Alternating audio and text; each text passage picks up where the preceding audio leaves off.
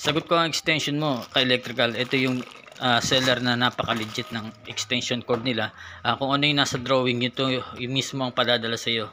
So, kayang-kaya natin to, napakamura lang. Worth 200 lang ay 10 meters na itong nakuha ko.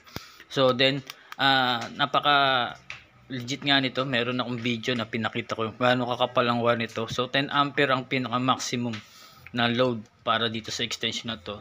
So, ang haba nito, no, yung 10 meters ay abot hanggang sa likod ng bahay namin.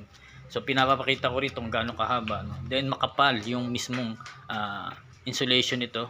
Kaya, quality talaga. Then, miski sa plug nito ay napakaganda. At sa mismong outlet ay universal. Pwede dito yung bilog, palapad. Then, meron nga siyang outlet na crow put, no.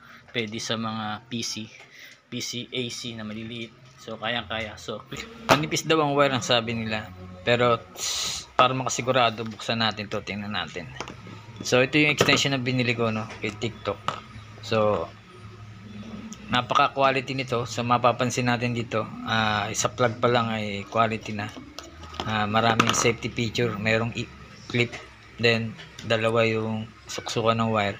Then, makikita natin yung copper. So, copper wire talaga, pure copper to.